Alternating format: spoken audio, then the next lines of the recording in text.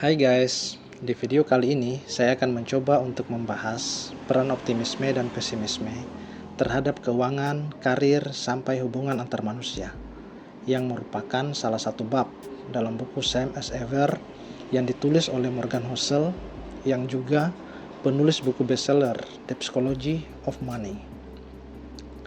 Buku ini terdiri dari beberapa bab dan berbeda-beda pembahasan yang akan kita ulas di video-video selanjutnya. So, pastikan kamu sudah subscribe ya guys. Oke, mari kita mulai.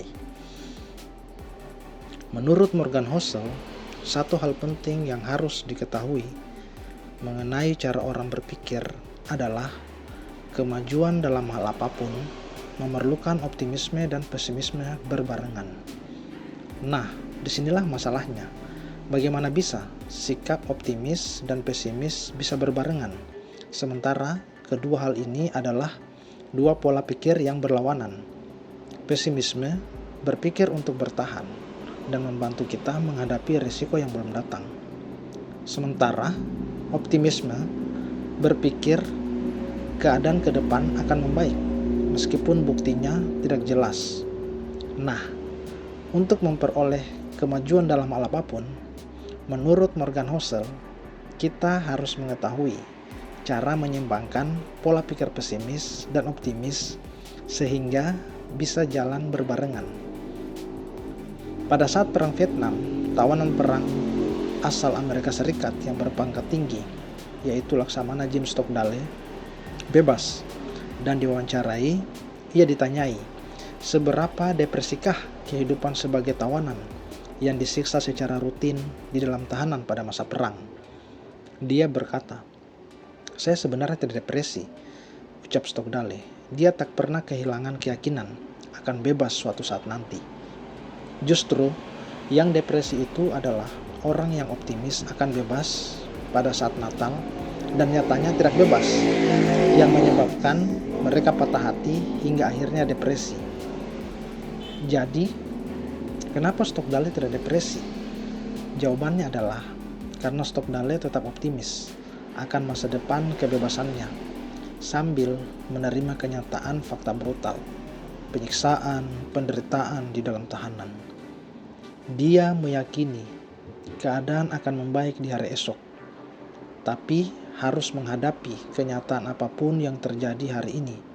Meskipun itu pahit, dia sadar harus bertahan untuk bisa bebas suatu saat. Ada keseimbangan antara optimisme dan pesimisme di sini.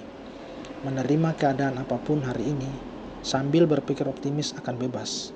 Dia meyakini akan bebas pada suatu saat, tapi bukan hari ini. Disinilah optimisme dan pesimisme berjalan berbarengan. Selanjutnya, ada Bill Gates. Dikenal sangat percaya diri dan optimis. Gates berhenti kuliah di umur 19 tahun karena dia berpikir komputer harus ada di semua meja di rumah. Itu membuktikan kepercayaan dirinya sangat tinggi. Namun di sisi lain, Gates ternyata seorang paranoia. Sejak dia mendirikan Microsoft, dia bersikeras harus ada cukup banyak uang kas di bank untuk menjaga perusahaannya tetap hidup selama 12 bulan. Biarpun tak ada pemasukan. Pada tahun 1995, Gates ditanya Jerry Ross mengenai alasan dia menyimpan banyak sekali uang kas di bank. Dan dia bilang, perubahan terjadi amat cepat dalam bidang teknologi, sehingga bisnis tahun depan tak terjamin termasuk Microsoft. Saya selalu khawatir karena orang-orang yang bekerja untuk saya lebih tua daripada saya. Dia punya anak, sehingga saya selalu berpikir, bagaimana kalau kami tak dibayar? Apa saya mampu menggaji mereka semua? Lagi-lagi, optimisme dan pesimisme bercampur. Gates tampaknya menerima bahwa kita hanya bisa optimis untuk jangka panjang jika kita cukup pesimis untuk bertahan dalam jangka pendek.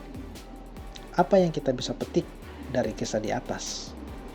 Kepercayaan bahwa keadaan akan membaik dicampur dengan kenyataan bahwa jalan antara masa kini dan masa depan akan melalui serangkaian kemunduran, kekecewaan, kekagetan, dan kejutan. Kita harus sadar dalam perjalanan kehidupan, mencapai kesuksesan tidak selalu mulus. Ada hambatan dan rintangan yang harus dihadapi, sehingga membuat kita rendah hati dan lebih bijak dalam mengambil keputusan.